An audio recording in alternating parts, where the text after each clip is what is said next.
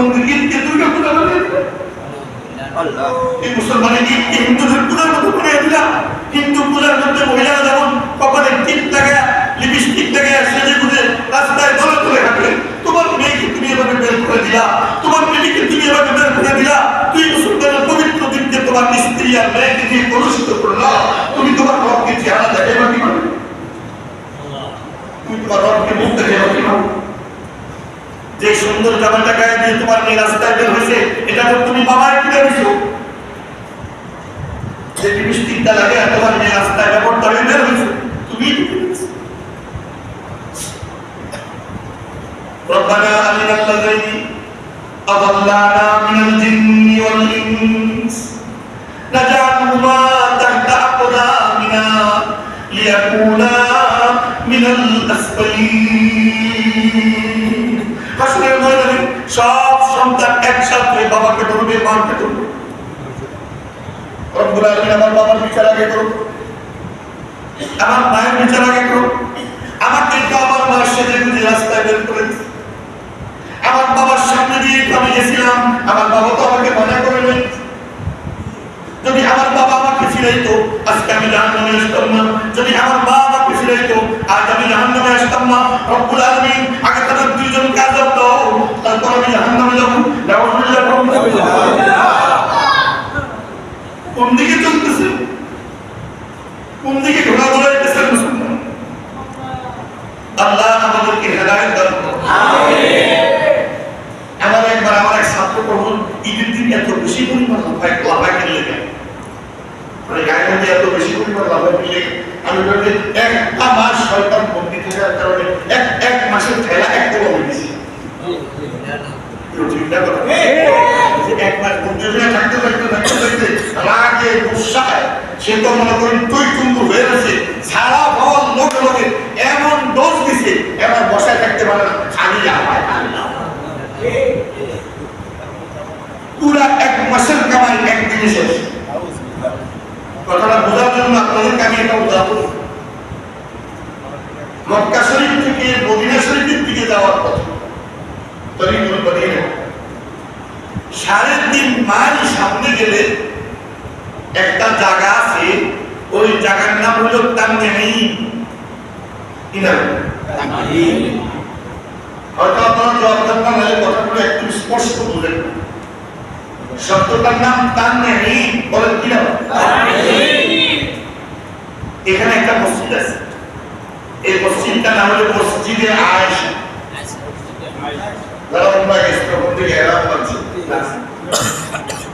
আমাদের আয়েশা রাদিয়াল্লাহু তাআলা আয়েশা থেকে এলাম পেয়েছিলেন, ওনার স্মৃতি হিসাবে ওই জায়গায় মসজিদটা নির্মাণ করা। এই তানঈম নামক জায়গায় একটা মহিলা বসবাস করে। এই মহিলাটা সুতা বানানোর জন্য বড় এক্সপার্ট ছিল। সুতা এখনকার জমানায় তো সবকিছু মেশিনে বানায়। আমরা ছোটবেলায় দেখছি, আপনারা মুরব্বীরা যারা তারা তো আরো বেশি দেখছেন, বেশিরভাগ কাপড় হাতে বুনতো। এই জন্য আগে সুতা বানাইতো, তারপর সুতা রং করতো, এরপরে সুতাগুলো দিয়ে কাপড় বুনতো। এখনো বোনা কাপড় আমাদের দেশে আছে, আমাদের কুমিল্লায় খাদি কাপড়, অরিজিনাল খাদি দিয়ে হাত বুনতো। এখন আর এটা নাই, শিল্প শেষ। কারণ হাতে বুনতে অনেক খরচ, অনেক সময় লাগে, আর মেশিনেরটা খরচ কম, তো মানুষ অল্প পয়সা কিনতে পারে। এই জন্য এগুলো কিনে দেন। আস্তে আস্তে হস্তশিল্পটা ধীরে ধীরে এখন অন্যায় করে তো ওই মহিলা সবচেয়ে চিকন করে উন্নত মানের সুতা বানানো করত। এই মহিলাটা সকালবেলা ছড়কি নিয়ে বসতো, ছড়কি, সুতা বানানো ছড়কি। এই ছড়কি নিয়ে বসে সকাল থেকে সন্ধ্যা পর্যন্ত অক্লান্ত পরিশ্রম করে, না খেয়ে না দিয়ে মেহনত করে সন্ধ্যাবেলায় এতগুলো সুতা করত। যখন সূর্যটা ডুবত, সুতাগুলো সব হাতে নিয়ে টাস করে সব ছিঁড়ে হারায় দিয়া ঘরে চলে যেত। আবার সারা রাত সুতা বানানোর জিনিসপত্র রেডি করত, পুরা সকালবেলা আবার বসত, সারাদিন সুতা বুনে সন্ধ্যা আবার সব ছিঁড়ে ফেলত। এটা ছিল তার প্রত্যেক দিনের কাম। এবার আপনারা যদি আমার কথাটা বুঝে থাকেন তাহলে বলেন এই মহিলা নাকি সুস্থ না পাগল? সুস্থ মহিলা কোনদিন নিজের বানানো জিনিস, নিজের মেহনতের জিনিস নিজ হাতে টেনে টেনে টেনে টেনে টেনে টেনে ছিঁড়ে ফেলে দিলে এটা কোনো সুস্থ মানুষের কাম না, অসুস্থ পাগলের কাম। আচ্ছা, তো আল্লাহ রাব্বুল আলামিন এই মহিলাটার অবস্থা বর্ণনা করে কোরআন শরীফে একটা আয়াত নাযিল করেছেন। সুবহানাল্লাহ। ওয়ালা তাকুনু কাল্লাতী নাকাদাত গাযলাহা মিন বাদি কুওয়াতিন আনকাফা। রব্বুল আলামিন বলেন, ও মুমিনরা, খবরদার খবরদার, তোমরা ওই সুতা পুণ্যওয়ালী পাগল মহিলার মতো হইও না, যে নিজের সমস্ত পরিশ্রম, নিজের সমস্ত মেহনত নিজ হাতে ধ্বংস করে দেয়, নিজ হাতে শেষ করে দেয়, নিজেই ফেলে দেয়, এমন পাগল তোমরা হইও না। খবরদার খবরদার, নিজে কষ্ট করে যে সিজদাগুলো দিবা এগুলো ওই মহিলার মতো নিজেই নষ্ট করে ফেলো না। নিজেদের কষ্ট করে রোজাগুলো রাখবা, ওই মহিলার মতো নিজের রোজা নিজেই নষ্ট করে ফেলো না। নিজেদের কষ্ট করে তেলাওয়াতগুলো করলা, নিজের তেলাওয়াত নিজেই নষ্ট করে দিও না। নিজেদের কষ্ট করে তাহাজ্জুদগুলো করলা, নিজের তাহাজ্জুদ নিজেই নষ্ট করে দিও না। বরং নিজের কষ্টে অর্জিত কষ্টার্জিত ইবাদতগুলো হেফাজত করো। কে হুকুম দিয়েছেন? আল্লাহ। তাহলে সারা মাস কষ্ট করে কামাইলেন, রোজা রাখলেন না খায়া না খায়া, কি সমাজে তো অনেক কাজে খাইয়াও রোজা রাখেন, আচ্ছা না? এটা হোটেলে ঢুকা ভালো করে খাইয়াছি, এরপর বাজারে আয়া কয় কোনার জমি কোনা রাখবো কেমনি, সমস্ত দাঁড়িয়ে দেয় বলে হোটেলে কোথায় গিয়েছেন আসেননি? তা আমরা কি খাইয়া রোজা রাখছি না খাইয়া? তো সারাদিন না খাইয়া রোজা হইল, সারাদিন পানি পার না করে কষ্ট করে রোজা রাখবো, 20টা রাকাত তারাবি কষ্ট করে পড়লো, শেষ রাতে তাহাজ্জুদও করলো, আর রমাদানের ঈদ আসলো, রব্বুল আলামিন পুরস্কার দেবে, ওই সময় রবের সাথে বেয়াদবি করে ফেললো, ওই সময় মালিকের সাথে বেয়াদবি করে ফেললো, বলেন তার কোনো পুরস্কার হইল? এবার নিজের খাবার নিজে শেষ করলো। মনে করেন আমি রেজাল্ট করছি ভালো, বা একটা ভালো কোনো একটা কাম করছি, যে কারণে এলাকার জনপ্রতিনিধি যারা চেয়ারম্যান বা এমপি একটা সম্পর্কের অনুষ্ঠান আয়োজন করছে, তো আয়োজন করে আমাকে সম্বর্ধনা দিবে বা আপনাকে সম্বর্ধনা দিবে, মঞ্চের মধ্যে আনছে, এই সময় আপনি এমন এক কথা বলে বসে,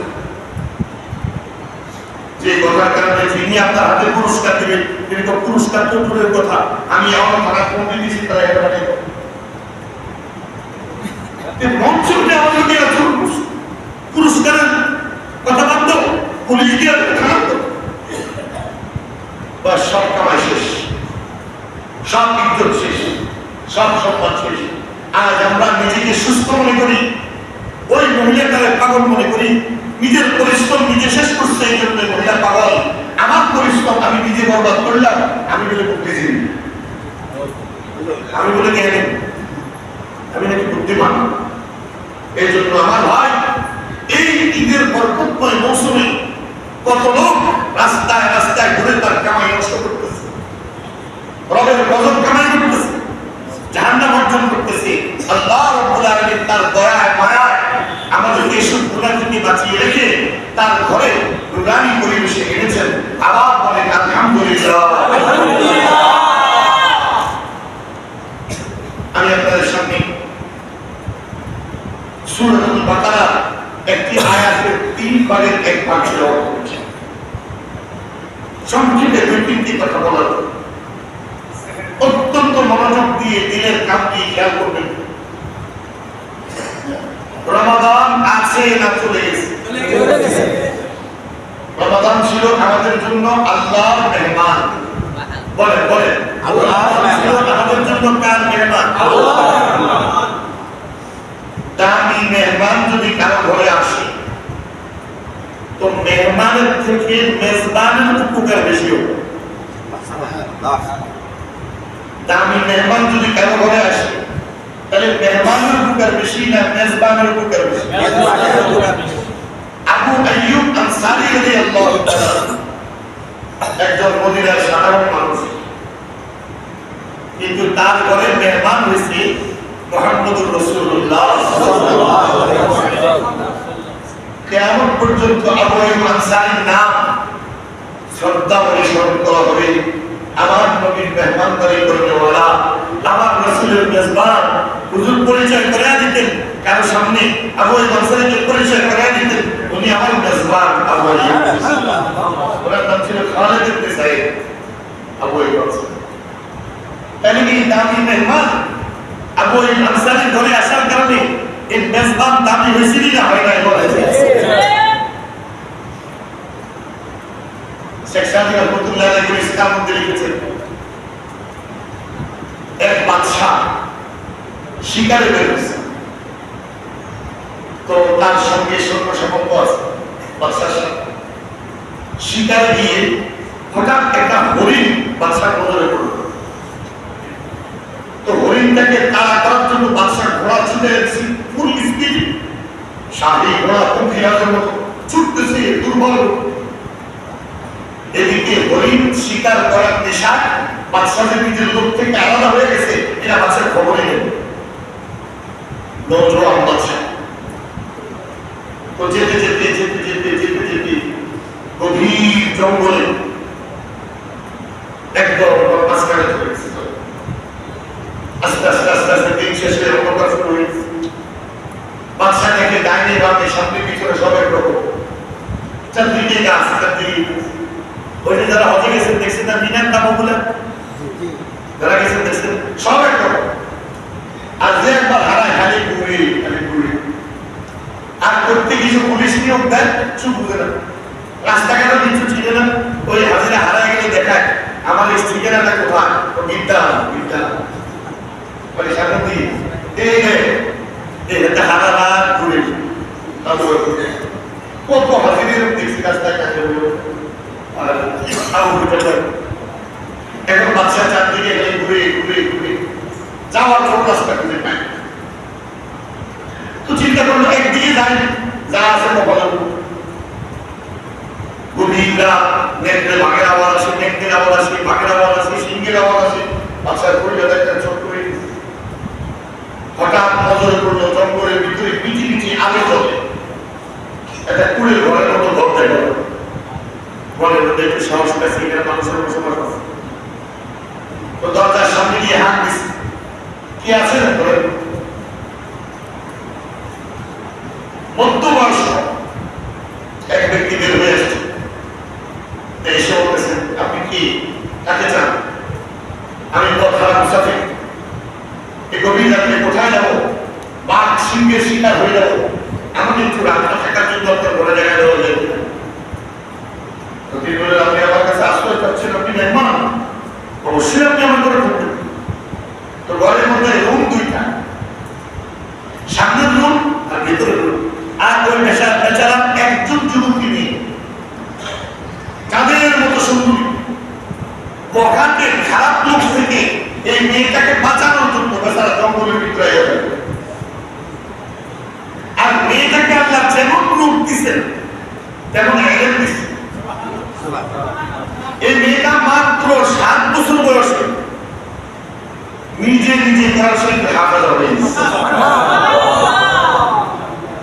ওই জমানার বড় বড় আলেমদের কাছে এলেম শিখে অল্প বয়সে বড় আলেমরা বাগদাদের বড় বড় আলেমরা ঘোষণা দিচ্ছে যে এই মেয়ে এই দেশের সবচেয়ে বড় আলেম। কিন্তু এরপরে জালিমদের নজর পড়ছে সন্তুলি মেয়ে, গণবতী মেয়ে, খালি ডিস্টার্ব করে, খালি উত্তপ্ত করে। এই জন্য এই বেচারা মেয়ের ইজ্জত রক্ষার জন্য জঙ্গলে বসবাস শুরু করছে, সবার চোখে আড়ালে।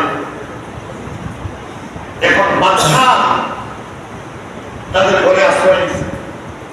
ঘরের ভিতরের রুমে মা, মেয়ে, বাবা, আর সামনের রুমে বাচ্চা। আপনারা বলেন তো যারা মেজবান তারা কি বাদশা, এই লোকটা যে বাদশা এটা জানতো? বলেন না ভাই? আপনারা যদি আমার কথা স্পষ্ট আমার দরকার নাই ফেলে দেখো কথা বুঝুন দরকার। আশ্রয় দিচ্ছে এই বেচারা বাচ্চা যা ছিল ঘরে একটু মুখে দিয়ে কাইছিস বিশ্রাম করবে। ক্লান্ত পরিশ্রান্ত শরীর, কাঁটা লাগাতে শরীরে অনেক জায়গায় দিয়ে ছিঁড়ে ফেলে গেছে। হঠাৎ করে কানের মধ্যে একটা আওয়াজ আসছে। মেয়েটা তার মাকে বলে, মা মা, আমাদের যে উটটা আছে, উটনি, যেটা দুধ খেয়ে আমরা থাকি, জীবনযাপন করি, মা প্রত্যেকদিন যে পরিমাণ দুধ দিত আজকে তো অর্ধেক করতেছে। দুধ হচ্ছে অর্ধেক, অর্ধেক কমে গেছে। মনে করেন 5 কেজি দুধ দিত আগে, 2.5 কেজি দিচ্ছে, 2.5 লিটার। আমাদের ঘটনা কি? আর আজকে তো মেহমান আসছে, আজকে তো দুধ আরো বেশি হওয়ার কথা, বেশি দরকার ছিল, কম হয়ে গেছে, কি করবো? আওয়াজ শুনতেছে মা মেয়ের বাচ্চা শুয়ে শুয়ে, তো ফিসফিস করে কথা কয়। এখন মেয়েটা মারে কয়, মা দুধটার কমার একটা কারণ আছে। মাত্র কি কারণ? ওই মা, হয়তো আমাদের দেশের শাসক জালিম হয়ে গেছে, অথবা বাইরের দেশের কোন জালিম শাসক আমাদের দেশে ঢুকছে। মা কয়, তুই না কেন বুঝলি? তো মেয়েটা কোরআন শরীফের আয়াত পড়ে শুনাইতেছে। মা দরাবাল্লাহু মাসালান ক্বরিয়াতান কানাত আমিনাতান মুতমাইন্নাতান ইয়াতিহা রিজকুহা রাগাদান মিন কুল্লি মাকান ফাকাফারাত বিআনউমিল্লাহ ফাআযাকাল্লাহু লিবাসাল জুই ওয়াল খাউফি বিমা কানু ইয়াসনাউন। এই বলে মা রব্বুল আলামিন কোরআনে কারীমে বলেছেন, একটা সুন্দর গ্রাম, ওই গ্রামের মধ্যে রিজিকের প্রাচুর্য আছে, নিরাপত্তা আছে, মানুষ বড় আরামে থাকে, মানুষ বড় শান্তিতে থাকে। হঠাৎ করে লোকগুলো আল্লাহর নিয়ামতের নাশকরি করা শুরু করছে, আর একজন আরেকজনের উপর জুলুম করা শুরু করছে। আল্লাহ বলেন, অতঃপর তাদের রিজিকের প্রাচুর্য কেড়ে নিয়ে আমি তাদের উপর অভাব ফেলে দিয়েছি, আমি তাদের উপর দারিদ্রতা ফেলে দিয়েছি। মা কোরআন বলেছে, জালিমের জুলুমের কারণে রিজিক উঠে যায়, জালিমের জুলুমের কারণে দেশে অভাব হয়, রিজিকের বরকত উঠে যায়। আল্লাহ কোরআন বলেছেন, সত্য বলেছেন, আল্লাহ বলেছেন, সত্য বলেছেন। আমার ইয়াকিন আছে, হয় শাসক জালিম হইছে অথবা জালিম শাসক আমাদের দেশে আসছে। সুবহানাল্লাহ। এখন আল্লাহ শুনতেছে কে? বাদশা। বাদশা ভালো করে জানে যে জালিম। আল্লাহ বাদশা তো খাইছে রোগেনা ধরে।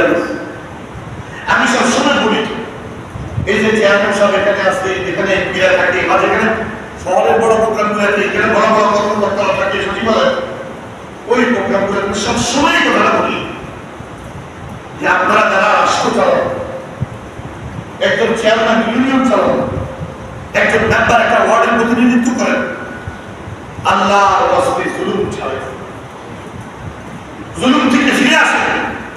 খোদার কসম, বিদেশের সাথে চুক্তি করতে পারবেন, হাজার হাজার কোটি টাকা বিদেশ থেকে লোন করতে পারবেন, হাজার হাজার মেগা প্রজেক্ট চালু করতে পারবেন। আল্লাহর কসম, যেই জাতির ভিতরে কোন প্রকারের কোন জুলুম থাকে, ওই জাতির ভাগ্য কোনদিন পরিবর্তন হয়। ফয়সালা কার করেন? আমাদের দেশে লোকজন আগের সমান না বাড়তেছে, ব্যবসা বাণিজ্য বাড়তেছে, বিদেশিও বাড়তেছে, বৈদেশিক মুদ্রা রেমিটেন্সও বাড়তেছে, কিন্তু তারপরে অভাব, দ্রব্যমূল্য লাগাম সবকিছু নিয়ন্ত্রণের বাইরে। অভাব অভাব কেন কেন কেন?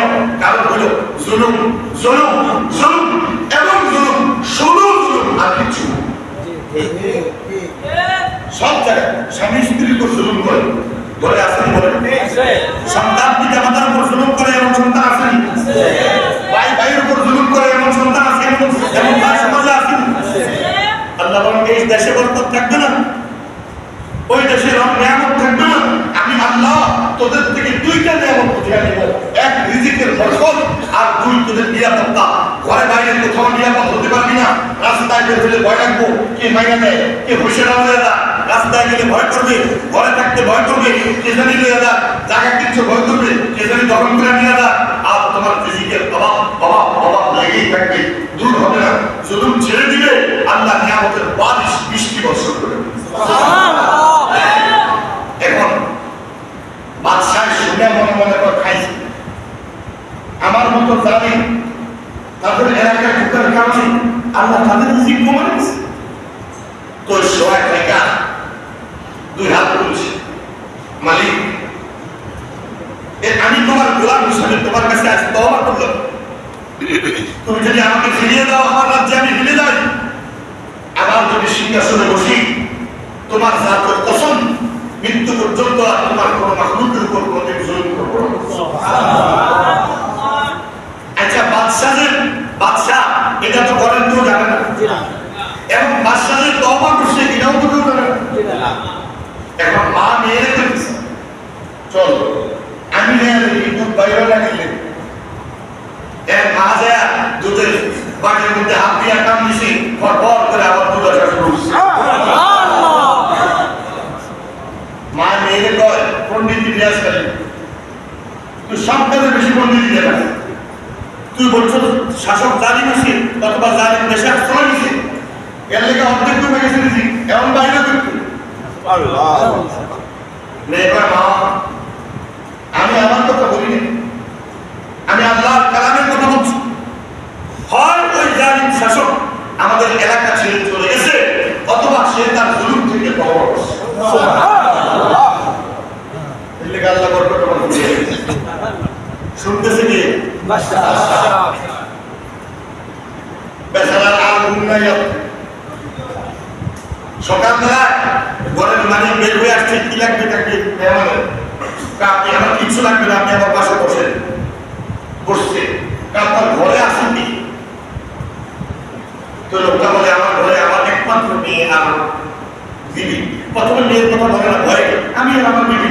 দেখেন আপনি আমার সাথে মিথ্যা বলেন না, দুইজন মহিলার কথা আমার শুনেছে, আপনার ঘরে দুইজন মহিলা আছে।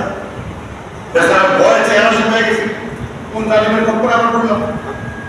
বলে আপনি ভয় পাইয়েন না, আমি জালিম না, আমি লম্পট না, চরিত্রহীন না, আমি শুধু জানতে চাই আপনার ঘরে আছে কি? আমার একমাত্র যুবতী মেয়ে আর আমার স্ত্রী, আপনার মেয়েকে বিয়ে দেন নাই তো? না আমার মেয়েকে বিয়ে দেয় নাই, তার উপযুক্ত কোনো পাত্র এখন খুঁজে পাই নাই, মেয়ের সম্মান রক্ষা করার জন্য জঙ্গলে আশ্রয় নিয়েছি, দুই হাত ধরছে। আপনার মেয়ে কেমন এটা আমার দেখার দরকার না, আপনার মেয়েটা সুন্দর না কালো এটাও আমার জানার প্রয়োজন নেই। আপনার দুই হাত ধরে আপনার রাস্তা আমি অনুরোধ করি, আমার অনুরোধ করেন না, আমি অমুক অঞ্চলের বাদশাহ, আমি আপনার মেয়েকে আমার বিয়ে করতে চাই। কারণ এমন এক মেয়েকে যদি আমি আমার রাজ দরবারে আমার উপদেষ্টা বানাতে পারি, আমার সঙ্গে রাখতে পারি, ইনসাফের সাথে চেষ্টা করবো, ইনসাফের ফয়সালা পাবো, ইনসাফের পরামর্শ পাবো। আল্লাহর ওয়াস্তে আপনি আমার মানা করেন না, আমার দাবিটা পুরো করেন। পুরের ঘর থেকে এই মেয়ে বাদশাহ বিবি হয়ে রাজ দরবারে চলে গেছে, নিজেদের অজান্তে একজন দামি মেহমানের মেহমানদারি করার কারণে। তাহলে এবার বলেন রমাদান কার মেহমান? রমাদান কার মেহমান? মেহমান আমাদের ঘরে আসার কারণে মেহমান আল্লাহ না আপনারা এমন বক্তব্য ওই জায়গার মধ্যে মাস্টার মধ্যে কয় জায়গায় আমি বয়ান একটা কথা বলে গেছিলাম, আপনাদের মনে আছে কিনা জানি না, আমি দেখাইছিলাম এইভাবে মনে আছে, এইটার ভিতরে চিত্র আছে না, এখান দিয়ে 1 টাকা ঢুকে দিই, এই দিকটা কি বাইরে 1 টাকা ঢুকে, এখান দিয়ে 1 টাকার কয়েন দিলে এই দিকটা কি বাইরে 1 টাকা বাইরে, একটা পাইপের এক পাশ দিয়ে পানি ঢুকাইলে আরেক পাশ দিয়ে তো পানি ঢুকে। কিন্তু আল্লাহ বলেন না, আমি তোমাদেরকে রমাদান নামক যে মেশিনটা দিচ্ছি, এই মেশিনটা এরকম না, এটা একটা জাদুর মেশিন। এটা এক পাশ দিয়ে তুমি একটা নকল ঢুকাও, আরেক পাশ দিয়ে একটা ফরজ হয়ে বাইরে। যদি এক পাশ দিয়ে একটা ফরজ পাও, আরেক পাশ দিয়ে সবটা ফরজ হয়ে বাইরে। তাহলে এই মেহমান আমার আপনার কাছে আসার কারণে লাভ মেহমানের না আমাদের? চিন্তা করেন তো, সবে কদর হাজার মাসের চেয়ে উত্তম, জানি তো আপনারা কেউ আর বহুবার শুনছেন আপনারা সরাসরি আল্লাহ বলে খয়রুম মিন আলফি শাহর। হাজার মাস মানে 1000 মাস, 1000 মাস সমান 83 বছর, 80 বছর ধরে। এখন কেউ যদি এই সবে কদর মদিনা শরীফে মসজিদে নববীতে পালন করে, তো মদিনা শরীফের অ্যাক্সেস দাম 50,000। সুবহানাল্লাহ। অ্যাক্সেস দাম 50,000। 80 50,000 কোন দেন?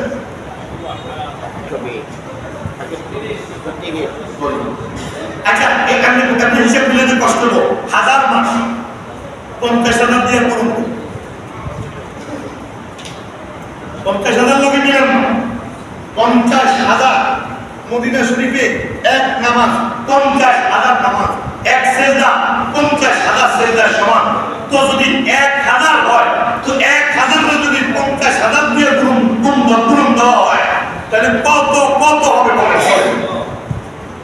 1000 পূরণ 50,000। আমি হিসাব করে দেখছি না, হিসাব করে দেখলে ভাই কত? 50 কোটি হবে। 1000 পূরণ 50,000, ঠিক আছে? তাহলে 100 কদর 50 কোটি।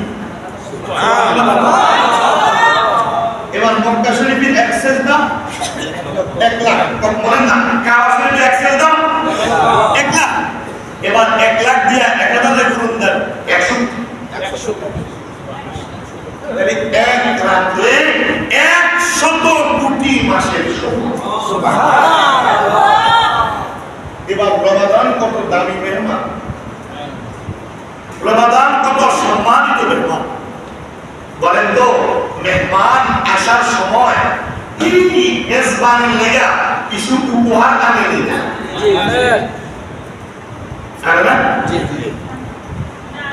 মেহমান যত বড় উপহার মাঝে মাঝে কর্তব্য দিয়ে কিছু আশীর্বাদের জিনিস আমরা দেখি। ইন্ডিয়ানের মধ্যে আমি রিপোর্ট দেখছি, ইন্ডিয়াতে একজন ব্যবসায়ী, তার নাম আদবানি, বাংলাদেশের টাকার হিসেবে 22 লক্ষ কোটি টাকার মালিক। 22 লক্ষ কোটি টাকা, তার অর্থ আমাদের পুরো বাংলাদেশের 4 বছরের বাজেটের এত পরিমাণ টাকা। এটা একলা মালিক। তার মেয়ের বিয়ে গেছে, পৃথিবীর সবচেয়ে ব্যয়বহুল বিয়েগুলোর মধ্যে একটা। তো ইন্দিরাকে রিপোর্ট লিখছে, তার মেয়ের বিয়েতে 50টা গাড়ি এমন গিফট করা হয়েছে, এক একটা গাড়ির দাম 30 থেকে 70 কোটি টাকা। একটা গাড়ি 30 কোটি টাকা থেকে 70 কোটি টাকার মধ্যে এইরকম 50টা গাড়ি উপহার দেওয়া হয়েছে মাইয়ের। এবার ওদের মেহমানের কি অবস্থা? তাই মেহমান যত বড় হয় তার উপহার তত বড় হয়। এবার আমরা আজকে বুঝবো, আপনারা বলবেন যদি কেন এই কথাগুলো বলতেছেন, এখন বুঝবেন যে এই কথাগুলো আমি কেন বলবো। তাহলে রমাদান নামক আল্লাহর মেহমান আমাদের কাছে আছে না চলে গেছে? যাওয়ার সময় আমাদেরকে 2টা জিনিস দিয়ে গেছে, বলেন না কয়টা? 2টা। একটা বলে গেছে, একটা দিয়ে গেছে। আমার সাথে সাথে বলেন, একটা আরেকটা দিয়ে গেছে। রমাদান আমাদেরকে যাওয়ার সময়, বিদায় হওয়ার সময় একটা কথা বলে গেছে আর একটা নিয়ামত দিয়ে গেছে। এই 2টা কথা খুব ভালোভাবে বুঝবো, নাইলে আমাদের উপায় নেই। তাহলে এখন রমাদান আমাদেরকে কি বলে গেছে? রমাদান আমাদেরকে বলে গেছে, আমি তোমাদের জন্য জান্নাতের 8টা দরজা খুলে দিয়ে গেছি। সুবহানাল্লাহ। জাহান্নামের 7টা দরজা বন্ধ করে দিয়েছি। সুবহানাল্লাহ। রহমতের সব দরজা খুলে দিয়ে গেছি। সুবহানাল্লাহ। আসমানের সব দরজা খুলে দিয়ে গেছি। সুবহানাল্লাহ। রমাদানের জান্নাতের দরজা বন্ধ না খোলা? জাহান্নামের দরজা খোলা না বন্ধ? বন্ধ। তো রমাদান যাওয়ার সময় আমরা কানে কানে বলে গেছি, তো বলে গেছে আমি জান্নাতের 8টা দরজা খুলে দিয়ে গেছি। এমন ভাবে 11 মাস যাতে এই দরজাগুলো আর বন্ধ না হয়। তোদেরকে আমি যে জাহান্নামের দরজাগুলো বন্ধ করে দিয়ে গেছি, এগুলো যাতে আর না খুলে। তোদের জন্য যে আমি আসমানের দরজাগুলো খুলে দিয়ে গেছি, এগুলো যাতে আর বন্ধ না হয়। তোদের জন্য যে আমি রহমতের দরজাগুলো খুলে দিয়ে গেছি, এগুলো যাতে আর বন্ধ না হয়, এমন ভাবে চলবি। সুবহানাল্লাহ। এবার কেমনে জান্নাতের 8টা দরজা খোলা রাখতে চান কারা? তারা মাশাআল্লাহ কষ্ট পেয়েছি। আমি সাধারণত হাত পেতে বলি না, মুরব্বিদের কষ্ট হয়। 8টা দরজা জান্নাতের খোলা রাখা আমাদের জন্য প্রয়োজন না? জাহান্নামের দরজাগুলো চিরস্থায়ীভাবে আমাদের জন্য বন্ধ হয়ে যায়, এর থেকে বড় কথা আর কিছু হতে পারে? এবার আমি আপনাদেরকে কয়েকটা তদবির বলি, কেমনি খোলা রাখবো। রমজান আমাদের কানে কানে কেমনি বয়ে গেছে। আল্লাহ নবী বলেন, মান তাওয়াদ্দা ফাআহসানা উযুহু, যে ব্যক্তি ওযু করে নামাজে ওযু করে, সুন্দর করে ওযু করে, সুম্মা ক্বালা, তারপর ওযু করে দোয়া করে, লা ইলাহা আশহাদু আল লা ইলাহা ইল্লাল্লাহু ওয়াহদাহু লা শারীকা লাহু ওয়া আশহাদু আন্না মুহাম্মাদান আবদুহু ওয়া রাসূলুহু।